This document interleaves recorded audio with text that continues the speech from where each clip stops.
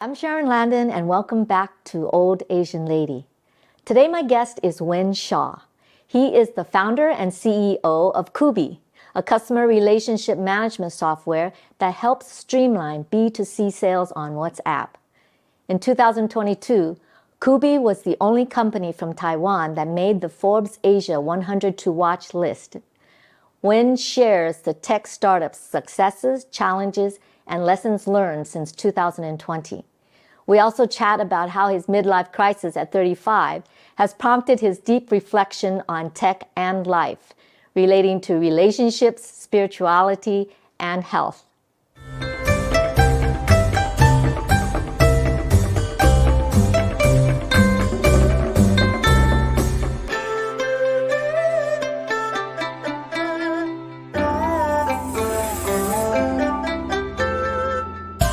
So Wen, thank you so much for coming by to chat with me today.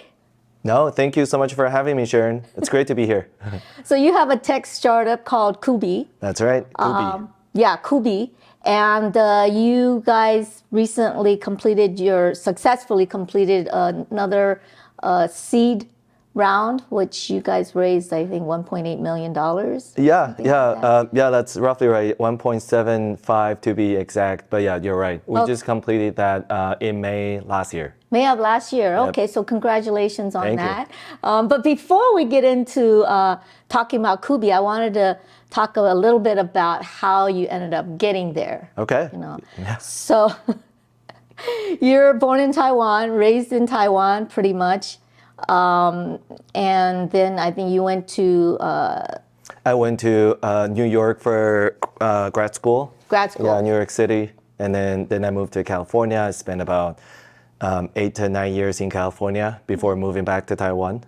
Okay, so, I mean, like, growing up in Taiwan, how was that? I mean, in terms of your schooling, you studied actually in college. You studied electrical engineering. Yeah, Right. that was sort of what everybody wanted, or that's what a lot of people aspire to, or that's what society wants people to study to some degree, if not doctor. So yeah, so I did. I followed the typical path. Yes. Yeah, that's what I was going to ask you, because was it by your choice, or was it? You're saying typical path, which normally sounds like parent pressure. Yeah, only that my parents couldn't pressure me to go into the medical school, so I had to. they opting for the suboptimal, so I went to engineering school. Okay, so they were satisfied with that. It's just like my one of my friends. Her parents gave her a choice whether she wanted to be a doctor and something else I can't remember, but one of the off ones was being an architect. And she actually chose architect. But sounds way cooler. Well, so my dad is or by academic, I guess my dad is a physicist, and so he studied physics, and then he really loved physics, and then he later worked at National Defense Department as researcher, and also as I guess as a buyer, and also then leading a lab. So when I was young, my dad had spent a lot of time with me, just teaching me about how the physics works in real life. Starting from the really small examples, like how do you fix a light bulb, or like how does the signs on the road works without wire? There's no like electricity sent through wire to the road sign, but it still works. It's powered by solar because you see a solar panel. So all those tiny little details my dad taught me, or even how the car runs, how combustion engine works. And so I was kind of inspired to work in physics, and that was my first choice. If you're talking about what kind of programs I want to study in college. When I was in high school, I wanted to go into physics, but I actually failed at my first college entrance exam. If you know the notorious college entrance exam, and so I failed at the first one because there was a baby crying, and it was winter time when I was taking a test, and I just couldn't focus. I blamed all to the baby, and so I failed in one. I think I put one answer in the wrong box, and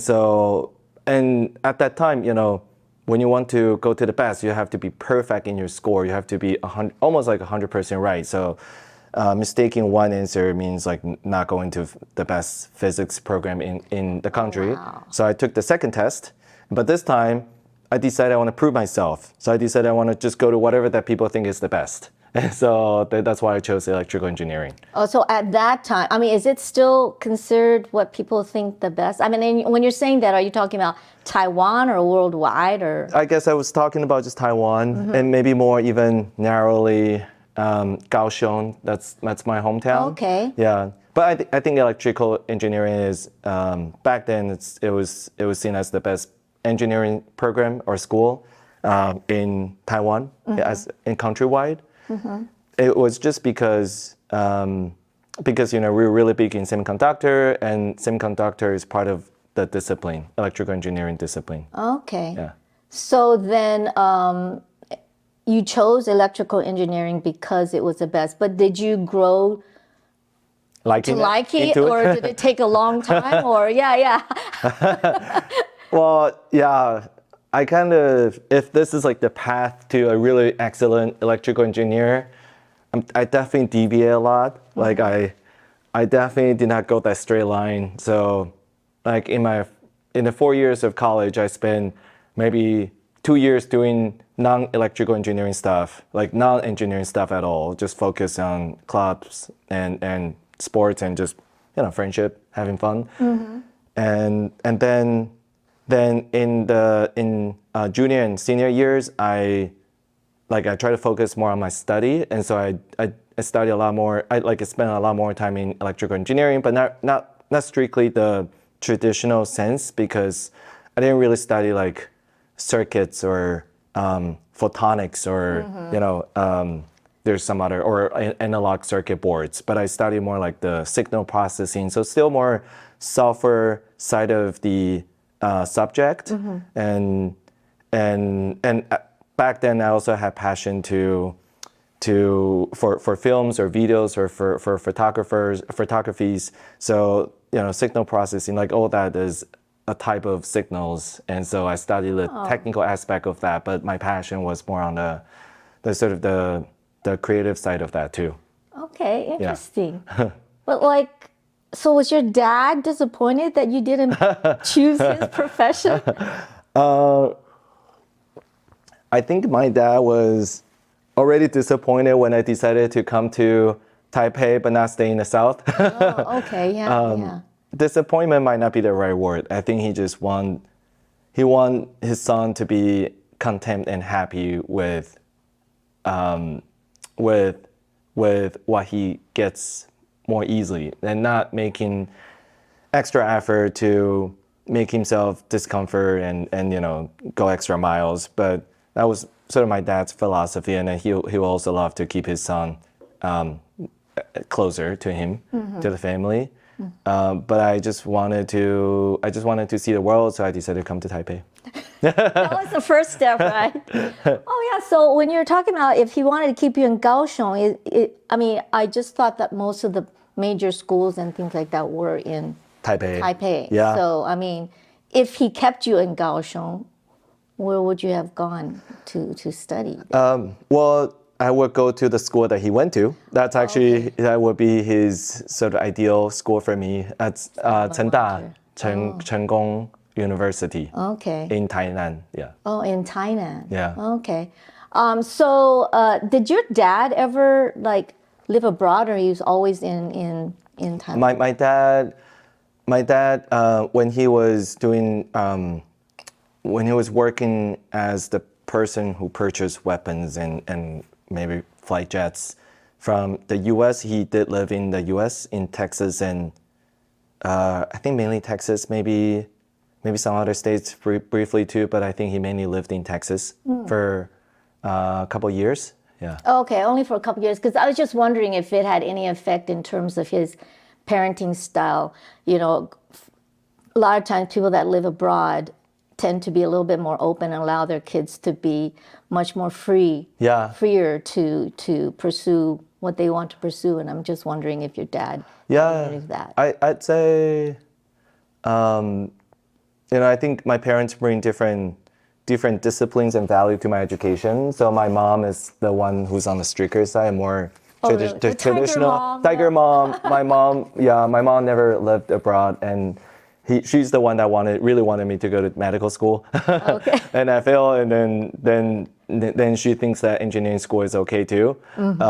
Only if I continue working at the big corporate, but I also didn't. So it's a continued disappointment. No. Oh, so what does she think now, though? She thinks I'm doing okay. No, Okay, I think yeah. we comes to terms. Yeah. Okay, so then you went to after you graduated here at the university, you said you went to the States, Yeah. right, for your grad school? Yes. And did I read correctly that when you were testing, or was it to go into your the university here? Undergrad, yeah. Oh, you tested. You were the top 9 nationwide. I read. So it's a big turnover from what happened the first time around. Yeah.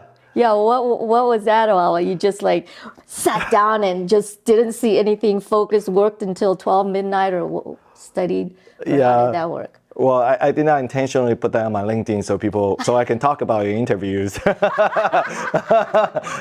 it was in my LinkedIn indeed. Yeah. So I just, I think I'm a competitive person, and I'm a determined person, tenacious, or however you call it. So when I failed the first time, I just really wanted to prove it. Like, I can do this. So I had one of the most. It was a time when I was really disciplined, and I followed my schedule really rigorously. The thing is, I actually didn't use any cram school. I didn't really study at any cram school. My dad is a big proponent of, DIY. You have to do things yourself. Don't use external help. And if you go to cram school, you're not really learning. You're just like memorizing. So he want me to do the work of summarizing, synthesizing, and learning. So I'm doing all that by myself, and I created my own schedule, but I follow it really rigorously. And so I studied really hard in that 6-month period. So I went from a kid in high school that was almost got kicked out, and because I was just not very I was not very into studying, and I just did something, mischievous things. And so to someone who succeeded in exams, I think. Yeah. So it taught me something. It taught me something, but also I think it shows the pros and cons of the standardized test, or having all your bet in one test. In terms of having the style that you're talking about, where you really need to learn and understand what you're studying, I think is really important, and it's kind of lacking in Taiwan education system, I feel like. Yeah, that's a really good point. I think now looking back, that's actually that's a seed for my entrepreneurship later on, because I learned to be self-sufficient and self-reliant really early on, and just try to not just learn how to do something, or not just learn or acquire the knowledge, but also learn how to acquire the knowledge. And in entrepreneurship, you actually spend more time learning how to acquire something than actually going to acquire it.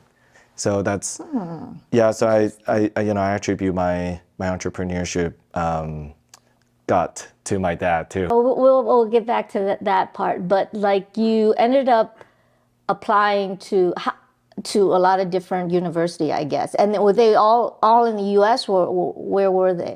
For graduate school, I applied to, I think, 10 different graduate schools in the U.S., just in the U.S., but both on West Coast and East Coast. Yeah. And you actually got accepted by all of them? No, I actually did not. So okay. I actually, honestly, my academic performance in college, just because now it's looking at your 4-year performance, not just like one standardized test. That was the point I was trying to make, which I didn't really make quite clear. It's harder. It's more of a true test to look at someone's 4-year performance rather than just like one standardized test. It's easier to hack one standardized test. But there's also biases in non-standardized tests too, so there's pros and cons. But I did not get accepted to all the 10 graduate schools. I think I got accepted to maybe 2 or 3, and I chose the one in New York City. So, I mean, was that always the plan, though, for you and your parents, that you wanted to study abroad? For grad school rather than, No, honestly, no. My parents, I don't think they budgeted for that. So you're not from like a major wealthy Taiwanese family. No, not very wealthy. Like we're middle class, so they did support my graduate school. Yeah. I don't. They make enough money and save enough to support that, and also for my sister too. So I think I'm lucky enough that I didn't need to take a student loan. I think that will change how I think about my career, especially in the first 5 to 10 years, a lot more differently. Yeah. But I'm the one that wanted to do more and wanted to see more. So I just asked for support, and then my dad, kindly sponsored it. Yeah.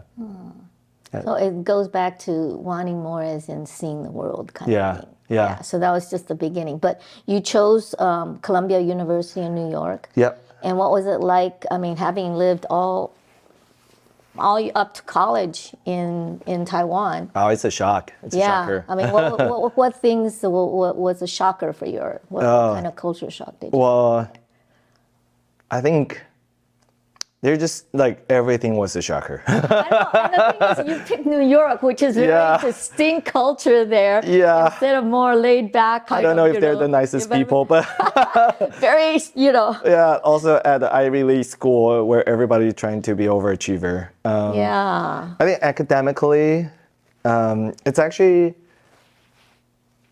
It's interesting because things kind of get reversed. So in K-12. Curriculum in Taiwan is a lot harder.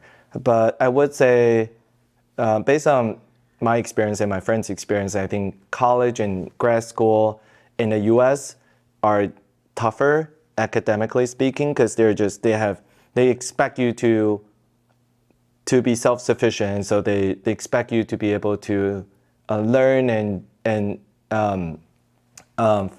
if you can learn this, if you can just go there straight, they expect you to learn all the things related to this topic and then come back and learn it. So it's there's a lot higher. The expectation is a lot higher, and people are much more self-sufficient just by training. So I think that was harder, and people are really competitive too. I'd say and also you're competing with not just the local talents. You're competing with everybody. Everybody was like the top one in their country, and so that makes it a lot harder too. And you're competing on the language you're not really familiar with. So I had to record every class and come back home and replay it multiple times. Okay, so you weren't totally fluent when you went to New York. No, yeah. My speaking especially really sucked. I think that's a typical Taiwanese, student situation. You don't have the opportunity to speak it. You can read and write it. Yeah. But speaking it is the most difficult thing. So how long? So you had to record all your classes and then you have to re-listen to it. Which is, I don't know, maybe that's the modern, way of doing it. It's a smart thing to do. I never had to think about that, but. Yeah, back then, there was iPhone already, so I could use iPhone. I was thinking if I use a recorder, but no, it was iPhone.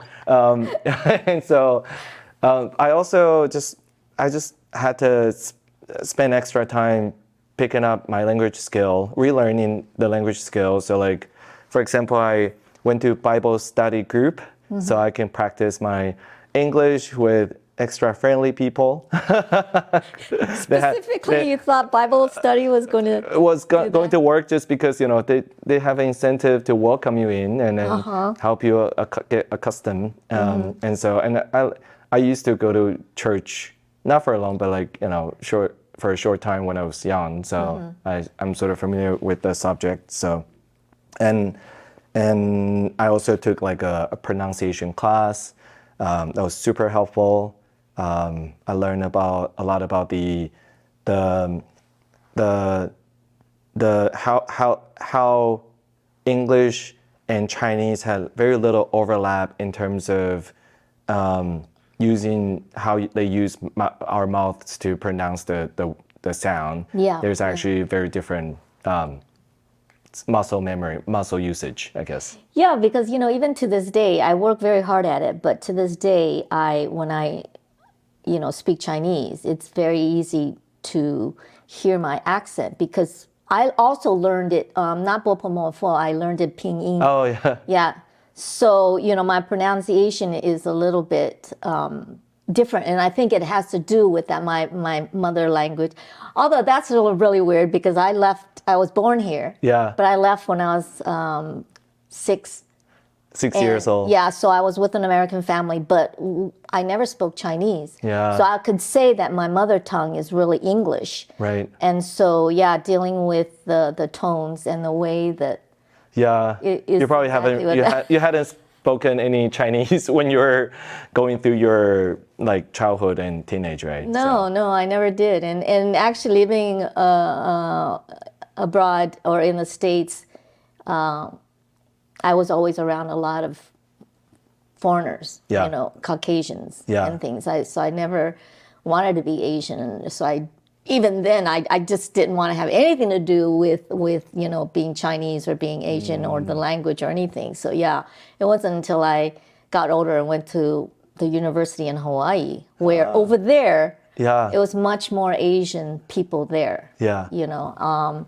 Wow. That I was able to. Sounds like we should spend some time talking about your story too. That's an even drastic change, bigger change for me. It was, but anyway, back to for you, how long did you end up taking before you were able to feel like you stopped having to record classes or that you were fluent, or you just did it the whole time you were in grad? Well, I definitely did it the whole time when I'm in grad school. That's only 1.5 years, not really enough to be super proficient. I'd say that my big sort of transformation period is when I moved to SF, and then I moved into a co-living space, and so I just spend 24 hours a day with a bunch of either American or European, but they're not Mandarin speaking. Yeah. And so that's when my speaking and also just my cultural acumen becomes so much better. And so yeah, that's already 3 year, maybe year 3. Yeah, beginning of year 3 into my my time in America. Yeah. Yeah, you have to be really immersed in there for it to improve. It's the same thing with me too. Yeah. I mean, I was always, whenever I worked in China or something, my clients were all speaking in English mostly. Yeah. And then there was the Shanghainese thing there. So I mean, I'm trying to learn Chinese, but it's Shanghainese is different, and I always have to say, hey, wait a minute, is that Shanghainese? And it wasn't until I came to move back to Taipei or Taiwan that my language is improved. Your Mandarin improved, like yeah. It is. I do find it maybe more challenging for people that went to the U.S. When they're already in adulthood. Yeah. Because first, you actually have options. You always go with there are always people with similar backgrounds as you around you, and so you can always just stay in that comfort zone. Yeah. But I guess you got thrown into a place where you had to white people. And so you're forced to learn faster too. Yeah. Yeah, and like I said, like you said, I was really young, so it's easier to pick up the languages and stuff like that. Yeah. So then you went to San Francisco, but I think you interned. I think you had interned here in Taiwan, you had interned in New York, and then you interned in San Francisco, I believe. I took on different jobs. If we're broaden the definition of an internship, I just took different jobs. Okay. So in college, I interned at IBM. I was, IBM in Taiwan is mostly about manufacturing and supply chain. Right. So I was a supply chain internship, and that was fun. I worked on some fun projects, optimizing the electricity usage in supply chain, and the project was supposed to deliver actually a couple percentage cut in electricity usage across the global supply chain for IBM. That's huge. Never really got implemented, but that was a fun project. And then I also interned at a film editing studio in college because I said, I had a passion for films and videos, and so I was doing post production for a weiya, a year-end party for a really major cosmetic brand in Taiwan, and so I was like that's being used in their real year-end party. And then at grad school I interned at a tech startup. I just go to the owner's house in Brooklyn. It's a beautiful brick house. How do you call those houses in Brooklyn? Like red brick house? Yeah. Brownstone house? Brownstone houses, Yeah. okay. We all work from the owner's home, and he's super kind. And so then I also interned at a semiconductor company in the Bay Area, and then that was a fun project too for the summer. I think that's my internships. So you ended up then deciding to stay in California. Was it because? Yeah, because actually, so after grad school, I was doing a side project with my friend from college who went to Stanford at the time, and so we decided to continue that project and turn that into a startup. So that's why I moved from New York to California after graduation, and then she graduated soon after, and so we team up and then we work on that startup for less than a year full time. Okay, so you already had a startup that you were doing. Yeah. Before. Although just back then that was a lot harder, and we were much smaller. We didn't really go as far as this one. So yeah. So you after that startup, was that's when you started working with like Dropbox and Meta? Yeah. So Ex-Meta employee. Well, when I worked there, it was still called Facebook. Yeah. Okay. So it was before Meta. Before Meta, Facebook. yes. Yes. So then after that, I went on to work at a tech startup backed by Google and Andreessen based in Palo Alto. It's a Series A startup, about 30 people. And then I worked there as a PM and also interim engineer manager, also engineer too.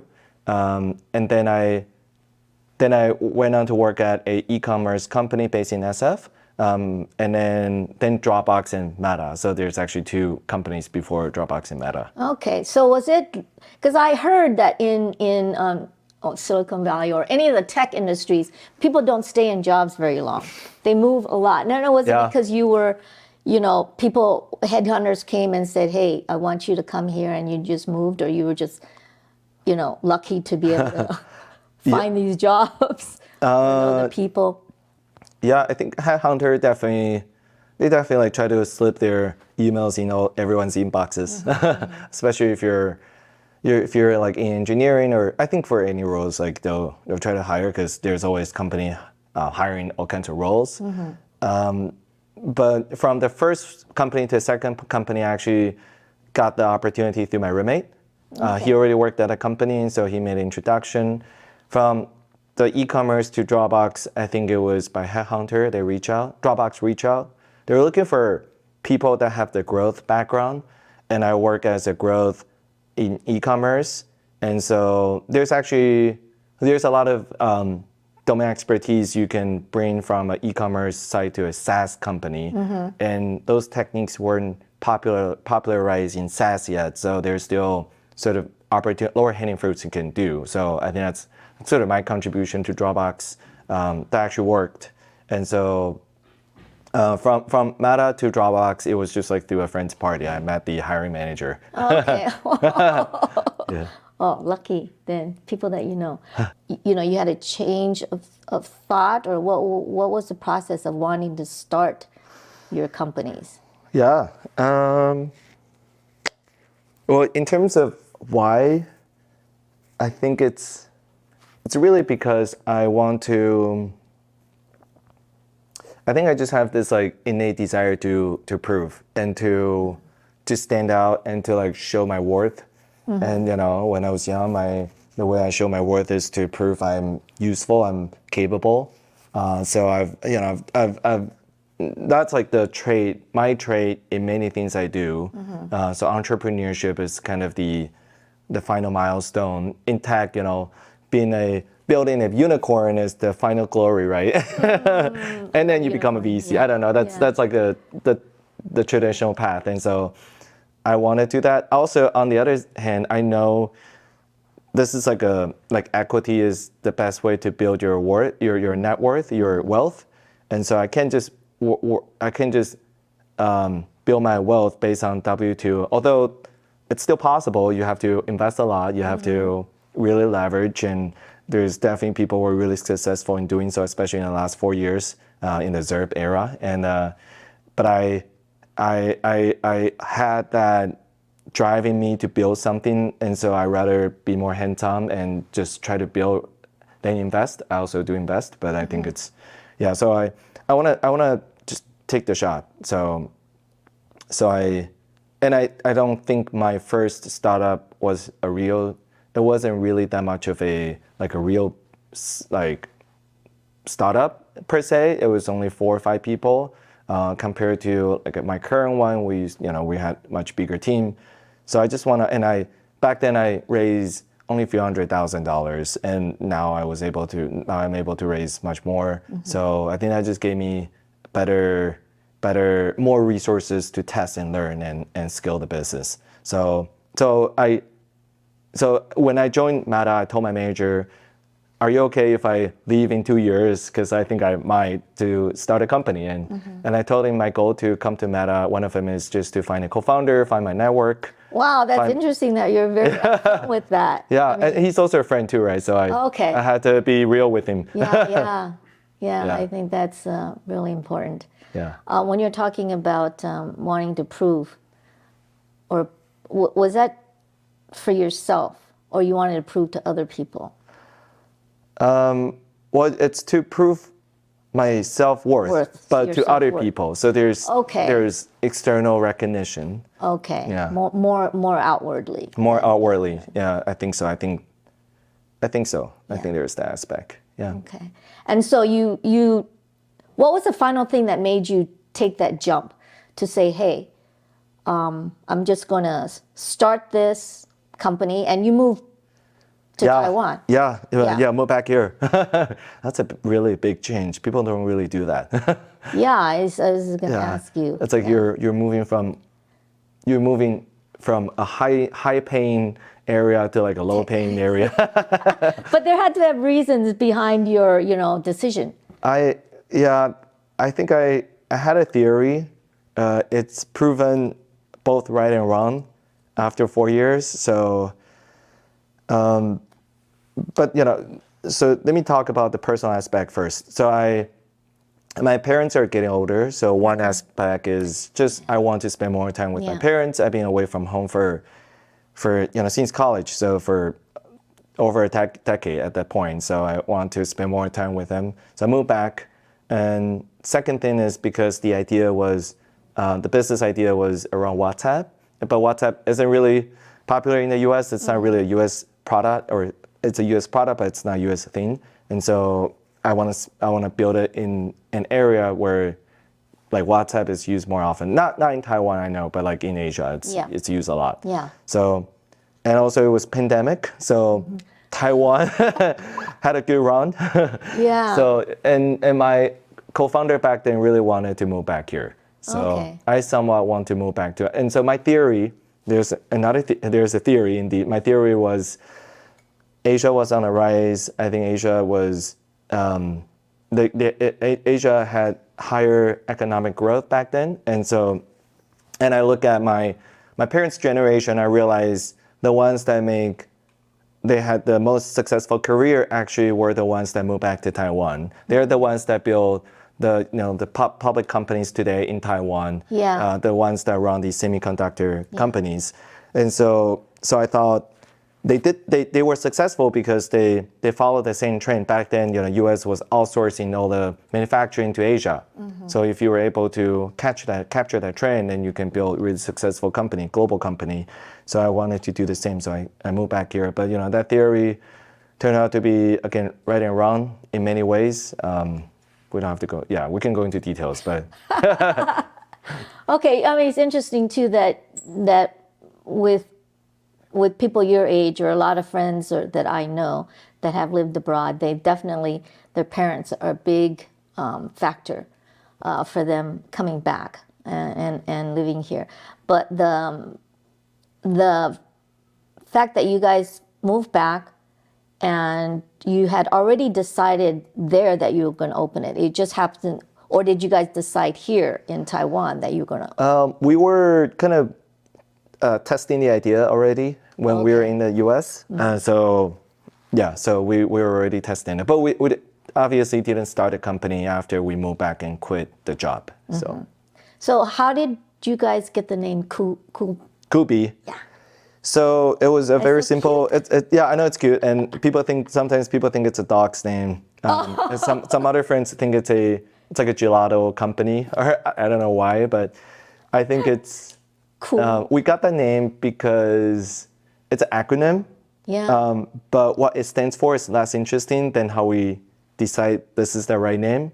We came up with a bunch of names, and then we were pitching to investors, and so we just throw these names at investors, and then after a couple of days, we asked them, "Hey, did you remember what we're called?" And then we found that Cooby is the one that sticks. Oh, interesting. And so Oh.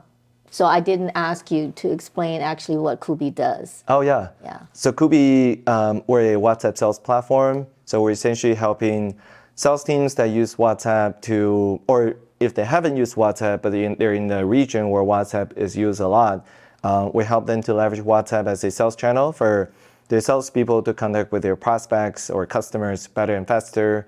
And so we help managers to have tracking and visibility into these WhatsApp conversations so that they can train and coach their sales reps better. And because sales management, the modern sales management is very data driven and very systematic too. So we're bringing the system and processes and data and visibility into the sales management.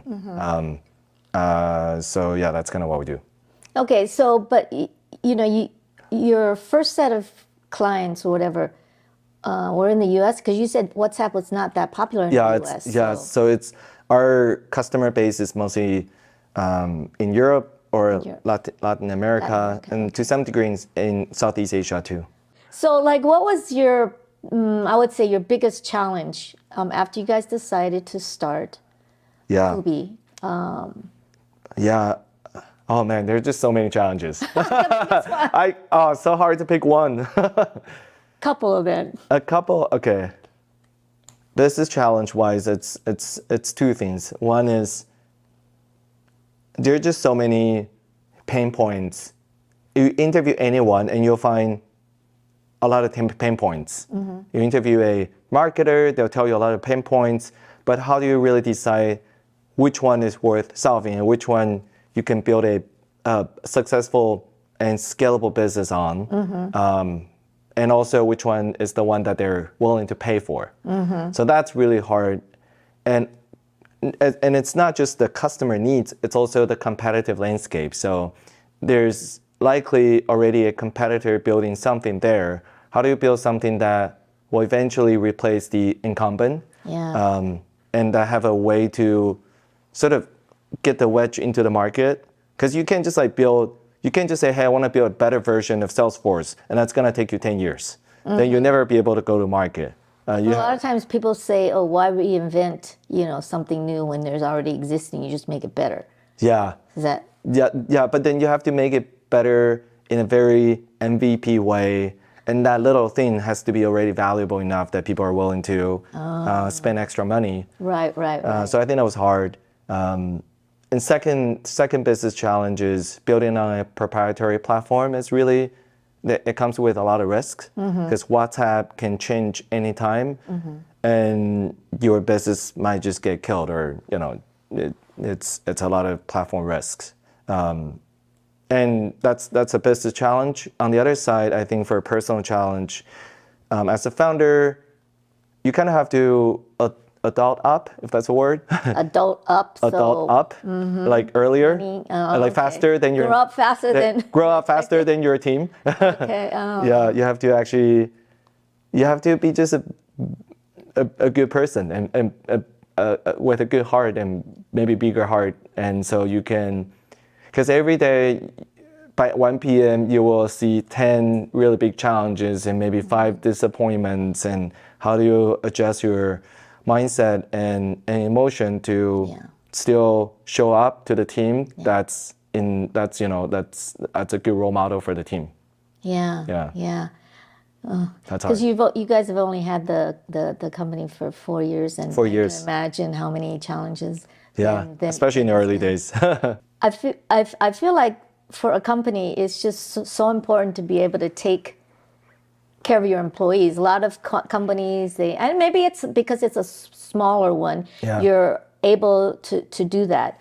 But having them, I think this is just an Asian thing, maybe having them as part of your family and taking care of them that way and creating the relationships that can help your company grow compared to what a lot of corporations do, which is really numbers, and people, which should be one of the most valuable things that your company has, supporting them and having their backs and dealing with making the decisions that helps them keep their jobs is really important. So I think one thing that what I found is a lot of times people talk about the business problems and they're trying to solve a conflict from a business perspective. They're trying to argue who's right or who's wrong. But what I found, I don't think it's just like in Cooby, but also at my past jobs, people disagree on something and that disagreement persists for an unreasonable amount of time. It's not because of the business challenge, it's because they don't like each other. Yeah. They just something they don't see eye to eye, and it's on the personal level. And so oftentimes you have to solve that from a personal perspective. You have to, but people tend to like find their tools in the sort of business toolbox, and they try to like apply new processes. They try to add more checkpoints, but then it's just really comes down to, oh, maybe John doesn't like Mary as much. Like Mary thinks that John always dislikes Mary or something like that. So I think then you shouldn't apply more processes. You should just have them go out for lunch, and then the company pays for lunch and they have a good meal and they talk it through. So what did you do? Because so you have these challenges. What are the things that you did to manage the many things that you had to deal with in terms of being able to present yourself in front of your clients and in front of your employees? Yeah. Now that reminds me one point that I was kind of struggling in the beginning, which is, so I realized I have to be an adult. I have to really grow up. And the other thing is, but as you, and it's a process, because I realize it's a process because you also want to be an authentic self, because people do detect bullshit. They detect lies. Yeah. If you don't believe in something, you keep saying it, it wouldn't make people believe in it, you. Yeah. You kind of have to really, truly believe in it. So you have to be authentic too. You can't just say bullshit, right? So you have to be authentic self. Yes. So that's why it's a process, because then you have to really internalize these values and the words you say into something you believe in, and so you can say that out loud while being authentic. And also that doesn't apply to just value, but also your emotion too. So you have to really be in tune with how you feel, and so you can express that. And so, for example, like, people get hurt. Founders get hurt too. They got disappointed. They got hurt. And if you want to say, that's okay. That's okay. It's okay to screw up. That's true. But you also want to express that it does hurt people. It hurt people that work with you. It hurt people that rely on you to deliver this thing, and that includes myself, also people around you that need you to deliver your work. But it's not okay to say like, oh, you suck, like, you fucked up, and so don't be criticizing and don't attack someone personally, but you still have to say how you feel and how you made other people feel, or how that person made other people feel. Yeah, because there's a thing that the West always uses is constructive criticism, but for some reason in Asia, it's seen as much more harsher, even though constructive criticism is really supposed to be meant to help somebody grow and help somebody, Yeah. So, Well, that has to come with a good intention. That has to come with a good heart. Intention. Yeah. And sometimes managers don't always come from that good place. And so the report will feel it, and they wouldn't take that feedback nicely. Yeah, I think. Was there any point ever that you had, you just thought, why did I do this? Ever that you thought you might give up with any of this?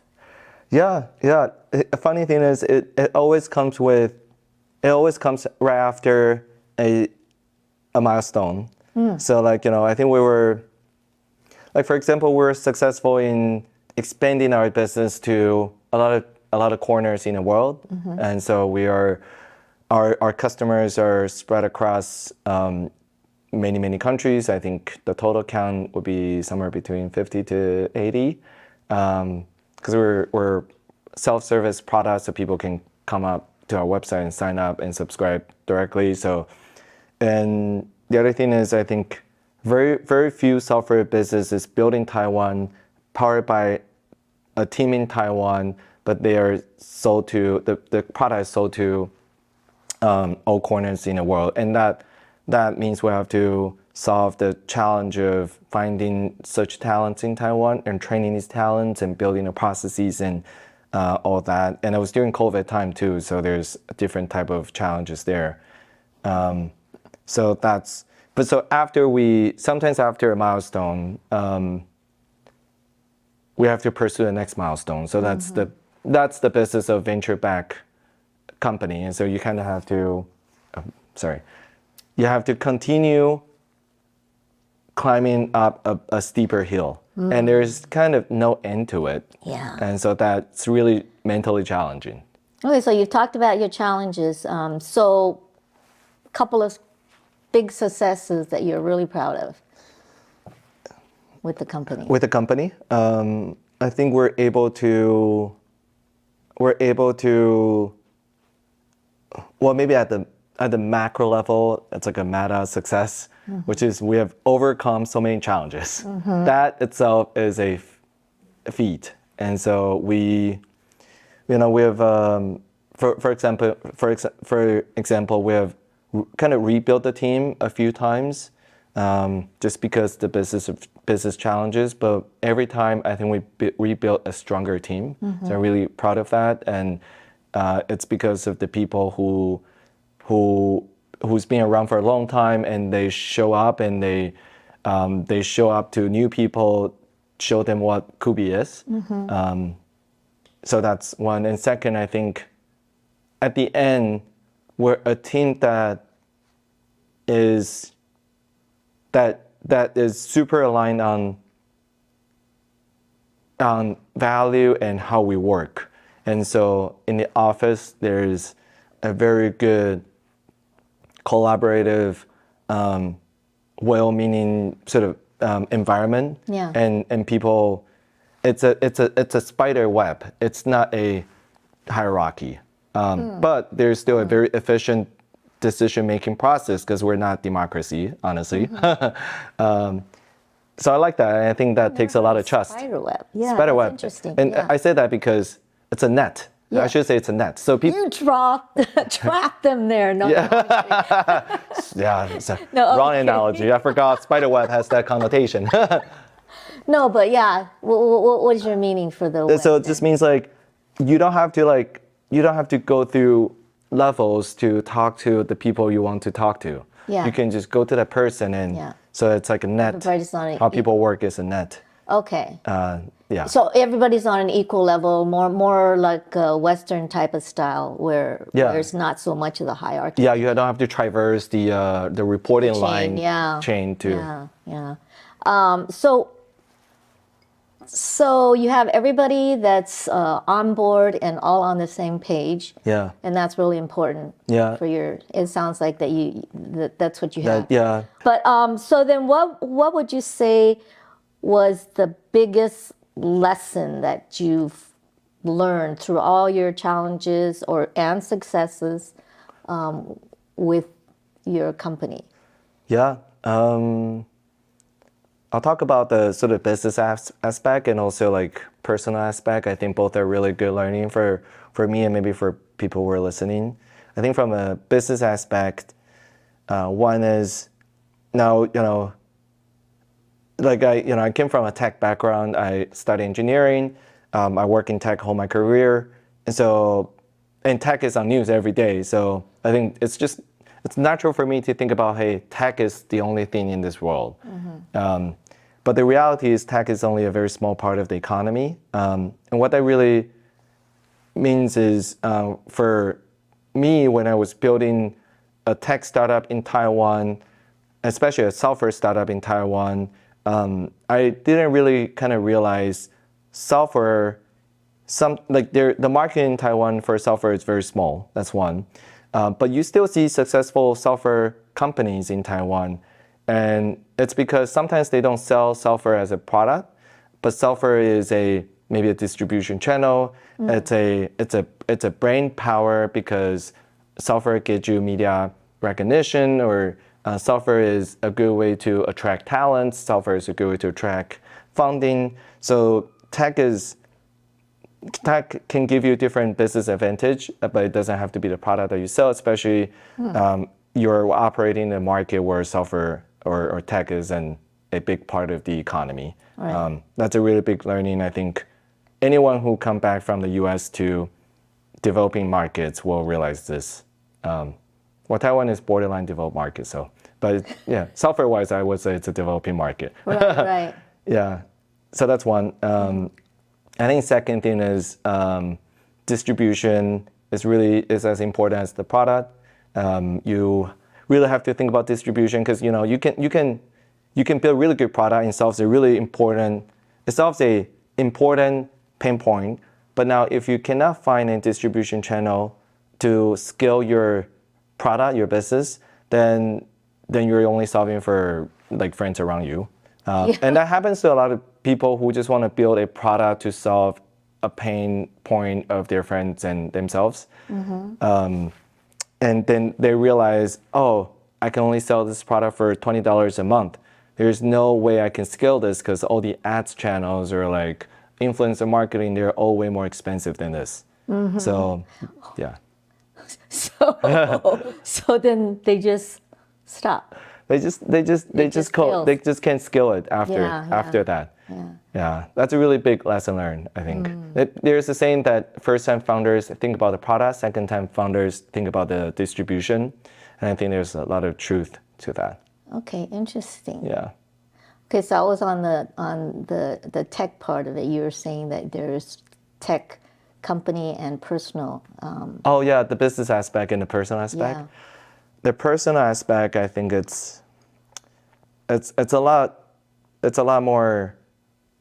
It's a lot harder to go through as a founder because you're being mentally challenged a lot. I think one learning I had was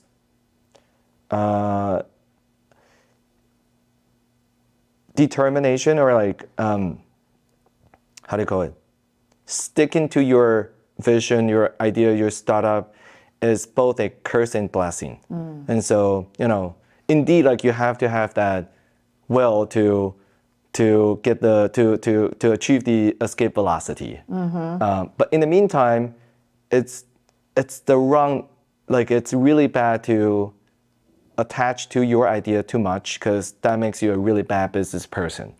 The best business person is just extremely cold, extremely I mean, when it comes to making business decision, so you have to play multiple roles, right? Like you're trying to be affectionate to inspire your colleagues, but in the meantime, you have to make the right decision. Making those right decisions require absolute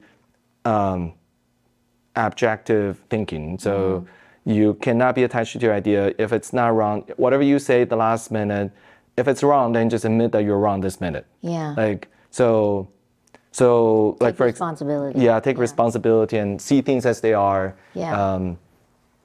And so for example, I did Vipassana last year, and I think that taught me how to see things as they are, and just whatever you do, whatever you have done, whatever you have said, it doesn't matter if you're wrong, then you just admit it, and then just do the right thing. Yeah. Yeah, so Vipassana, can you explain that? Because I know people probably don't know about it, but I didn't know that you were learning that part of admitting you're wrong in that type of thing. Yeah. It is teaching me that. Vipassana is a meditation practice. It's, how do you call it, non-sectarian. So not tied to a specific, not tied to a specific religion. But it's just like a 10-day meditation retreat, 10 hours a day.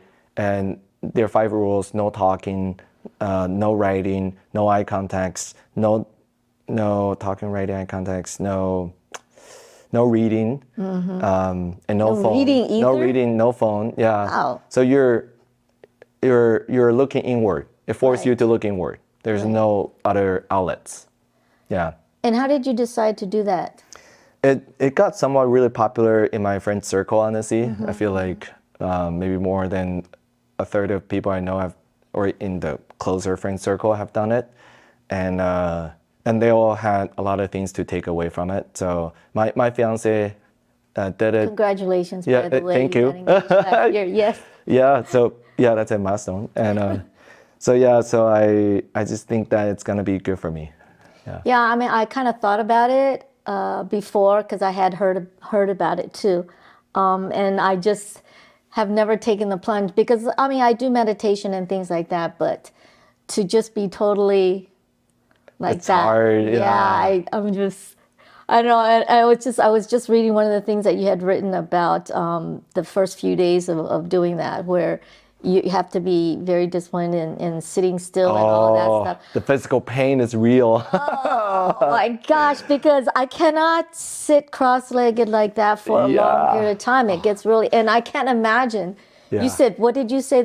By the fifth day you were able to deal with it? This is a 10-day thing. It's a 10-day thing, yeah. So there's an uphill, then there's the smooth right after. And typically that transition is on day 4 or 5. 4, 5. I always wonder because, for meditation and stuff, because I have such, it just pain when I sit cross-legged for a long period of time, I kind of researched it and it was like, oh, if you do meditation, is it really necessary that you sit in particular poses, or can you sit in different poses? And I ended up doing that, but I think that is actually trying to do a whole completely different thing. Yeah. Yeah, I don't know. I think I asked that question to my teacher too. Okay. And so he said, sit in a lotus style. They call it lotus style, but like what you said, just cross-leg sitting. Yeah, lotus style. It's because then you this is gonna sound crazy, but like you sort of preserve your chi better. Oh. I think second is just I think maybe in their philosophy, having a little bit pain, like control pain, is good for your practice. And so. Yeah. I mean, I kind of have interesting thoughts about that because you always hear the gurus and people that go in the mountain and they find themselves and they spent years by themselves and starve themselves. I don't think that it was necessarily meant that we have to suffer that much for finding ourselves, but I don't know. That's just me. Yeah, no, I don't encourage any uncontrolled suffering or pain, especially if it hurts your health. I don't think you should do it. Yeah. So you're going through a midlife crisis. Yes. At 35 right now, Yes. which is interesting because, I mean, the average person, male anyway, going through midlife crisis is like from 40 to 60 or something like that. So you're an early achiever. Well, early achiever in midlife crisis. I don't know if it's achieving or not. Earlier suffer. Yeah, so you're saying that you're going through a midlife crisis in a good way, in a very positive way. So I remember at 35, for me, I had just finalized my divorce. And I was like, oh my gosh, okay, I'm 35. I've learned a lot and experienced a lot, but I've got a lot of time ahead of me, you know? So I was kind of really, really excited about starting that part of my life. So the second part. So I guess you have already gone through the midlife crisis because you came out of a divorce, and then I guess that's a really good, so you experienced that midlife crisis even earlier. No, to me, I didn't think it was a midlife crisis at the time because, yeah, I didn't think of that. Well, I guess my definition of midlife crisis is just simple. There's a path that the society think that you should do, and so the world has a set of tasks that is assigned to you, and then you sort of try to complete them. Maybe you did or not, like, you know, whatever, but you tried, and now you don't think you should continue that path that society set for you anymore. You just want to do your own thing. So that sounded like your state of mind when you exited from the divorce. Yeah, pretty much. But Maybe, and so that's what I'm trying to go through too. yeah, so looking forward to the future in terms of you know, what's coming. What's coming, and also trying to figure out what I want for myself. Yeah. And I mean, are you closer to that? The search. You actually you're going to get married, or you're engaged now, so you have a partner in a relationship. How important do you feel like that is in your personal life in terms of where you're at right now? It is extremely important. It is the thing that sort of got me through the hardship in entrepreneurship in the past 4 years. So my fiance is my confidant, that French word, confidant, and my partner in crime. She also goes to all the events with me, all the fun stuff with me. She knows all my friends. I know her friends too. So I know she's just like a really fun person to be with, and then she's the most kind, the kindest person with the most grace. Not in a religious way, but like she has just such a beautiful heart that everybody that talks to her will feel it instantly, and that touches the people that she talks to. And I felt that when I saw her, and I was like, oh, I didn't know that exists. I thought it's in somewhere else. She's very authentic. Right? She's very authentic. People can feel it. Yeah, can feel it. Yeah. And that's not my word. It's also not. It's like a lot of people think the same. Real. And so real. Yeah. So I see, you know, when I was doing my startup, I had to fake it a lot, honestly. So I see her. Fake it till you make it. Fake it until make say. it. Yes, but then I see a lot of things that I wanted to be, but I couldn't do at the time in her, and so that inspired me. So we just had this, like, you know, mutually admirable situation. Yeah, so that's so she's very important part of my life, and yeah, continue to be. So But yeah, go. But I also recognize, I think relationship is not fairy tale. You know, it does take a lot of work. I've talked to a lot of people who are much older and who have gone through divorce, and so I do know that, you know, the success rate of marriage is actually very low, and relationships change.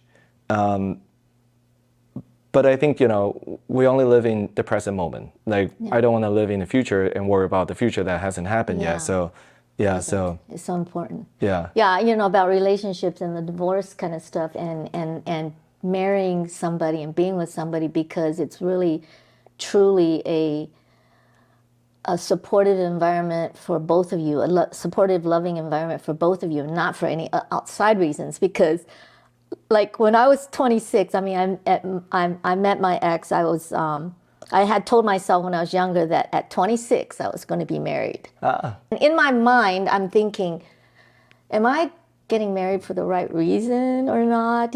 4 months, I wasn't really clear, comfortable with that. But anyway, I gave in to my thinking, 26, you'd be married. And, ended up in divorce. But what I'm just saying is that I think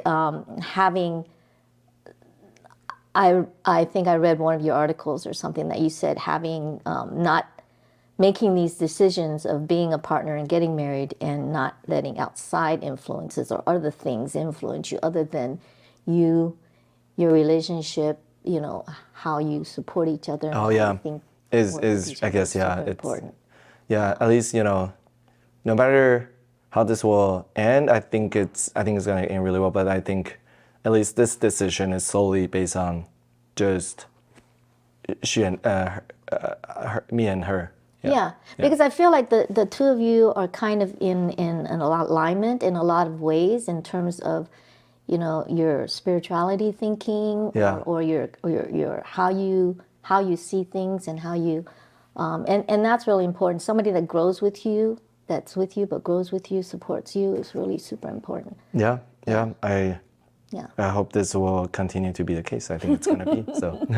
So you feel like your life right now is pretty balanced. I mean, do you have any other thoughts about life that you are contemplating or thinking about? Yeah. Because I actually really have to ask you about this too. I mean, I was thinking, you mentioned or you talked about nihilism, Oh yeah. which is nothing matters. yeah, and that really kind of didn't resonate with me very well because I feel like I kind of understand what you're saying in terms of not letting things bother you as much, or I feel like a lot of things matter, if you take it in certain ways. So when you say nothing matters, I mean, is that something that you really believe in, or you really think? Because you have a countdown to your death. Oh yeah. From what I hear. Yeah. How many? It's on my phone now. like, I can show you. I have 649 months left. Yeah, I mean, what's with that? Contacts. So we're talking about like a countdown app on my phone. Yeah. To show the number of months I have left before I die. And so Yeah. that's something I did. And so why nihilism? It's because I think that people, they come from different perspectives. So I came from a perspective where I just had a lot of things on my shoulder. I had a lot of things that I'm carrying with me from the past, and I'm trying to set myself free. So nihilism is a great way to set myself free. And so it's not to deny things. There are things I still treasure. I still treasure a lot of things in life. But it's not saying there's an objective why I need to treasure them. It's just because I care about them, and I decide what I want to care about. That's kind of... You decide what to care. Oh, maybe it's like you're just not attached to anything. Yeah, or I decide what I attach to, I guess. That's the thing. Yeah. Okay. Yeah, because that's why it's called optimistic nihilism. It's not just pure nihilism. Right. Yeah. So the reason that you have this app that says you have 600 and something whatever months Yeah. left, that's counting to My 90th birthday. 98th birthday. And so you're 35 now, so 98th birthday. You're not even midlife yet, really, when you think about that. Like a quarter life crisis. But what's the point of having that? So again, like, when I was emotionally sort of captivate, or how do you call it? I'm an emotional captive in my responsibilities, my attachment to sort of things I carry from my past. Okay, you mentioned that. And so the way I break free is by thinking that we're all gonna die. Whoever that I think I'm responsible or liable to will die. I myself will die. Right. So why does anything in the past matter? We should all look forward and then think about how we can live the best time in the future, but not live in the past. Okay, so That's kind of my way of using that methodology. Yeah. okay. So how often are you like looking at your app? It just reminds you that, hey, I'm here in the present. I need to do what it is that I need to do or choose what I want to. Yeah, kind of not dwell on the past and look into the future. That's how I use it. Okay, that's pretty much that. Yeah. Yeah. Okay, that means this is just an interesting way of thinking about it because I always feel like we're here to learn lessons for sure. Yeah. To grow. Yeah. So I feel like that's something that we should carry. Yeah. That is important, and I feel like it's and I don't know if you have ever heard about this concept where Earth is actually like a experiment, and we're down here experiencing everything that we need to experience, good, bad, whatever. But as long as we're growing from it, then that's that's the goal. Yeah, that's something. That's the goal of life. Yeah. To experience. To experience, whether good or bad, and learning from it. Learning from it. I mean, I don't know if you believe in reincarnation. My fiance does, and she, from what you said, sounds like she holds a similar view. Like life's purpose is to experience all the good and bad and learn from it. Yeah. And then if you didn't learn from it, you're coming back to learn it again. So it's best to be present and learn what it is that you can and grow from that. Yeah. Different concept. Yeah. But I really have to say, aside from your other talents that I see, I really enjoy reading your articles. You're like a super, super cool writer.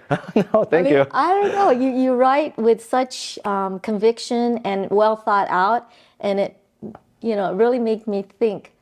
Thank you. When you're, yeah. I always feel no one really reads my Medium article. I did. Those are long form, sort of boring type of content. I appreciate people reading them. I thought it was interesting. Yeah. So now you have a couple of things that you support here. One is a Foundation Fiesta. Oh yeah, Founder Fiesta. Founder Fiesta. Founder Fiesta. Why did you? We haven't really lived up to that name. Like really? Someone came up to me and Fiesta said, "You need to like start serving tacos and burritos, right? Otherwise, why are you calling it Fiesta?" Like yeah, that's like literal translation. But Fiesta can also mean it's just a party. Yeah. It's just a lively something, right? Yeah. Yeah. So why did you start? Did you start that? I started that just because I started that last year, and then so we had about 3 events, and then there's maybe a total of 70 people roughly that have attended, all the way from, so these are focused on founders, but really all sorts of founders. So we have people that are super early stage, pre-seed, seed. I also got a bunch of Series A, Series B founders, and also pre-IPO even. And we don't just focus on the venture-backed founders. We also focus on bootstrap founders. I have friends that built really successful bootstrap companies. Some of them exited. They all came to this event to really exchange thoughts. I think one thing is because founders are very lonely. They do want to, they're very lonely. They want to mingle with other founders because they're sort of in the same mental struggle, and they can build that bond much faster. Yeah. It's really, how do you call it? Bonding? It's a really good bonding experience when you hear something share that struggle. Then like when you hear someone who is making millions of dollars working on a corporate job, it's nothing wrong with that, but it's just like different mental state. And so I got them, and I did that because I always wanted this community, but I somehow wasn't in any kind of these communities in Taiwan. I'm friends with founders, but it's not a community per se. So I decided to build it. I kept talking about building one to my fiance for years, and my fiance in this case is the push. And so like she said, just do it in 2 weeks. Like just do it in 2 weeks. And I was like, okay, you think I couldn't do it? I'll do it. You did it, yeah. I mean, I really liked what you said about community because I think that's really important for people to feel that they're connected and to belong. And I'm hoping with this podcast that we're able to build some kind of community, and I'm hoping, stories that you share, people like you that share, can help the community that we're building to be a resource and be a I don't know, some kind of support for them. So that's it's awesome that what you're doing here. I think it's gonna be impactful and bring really good thoughts to people around. Yeah. Well, thank you so much. All right, so I've taken so much of your time today. So thank you so much, Wen, for coming by. If you have the last word of wisdom that you would like to share, I call it wow. Okay. Right? If you have any words of wow that you can give to listeners, whether it's about personal suggestion or advice, or maybe someone that wants to start a tech company or something like that, something quick, what would you say? Wow. What's your wow? Wow, that's already a wow for me. Wow, that's hard.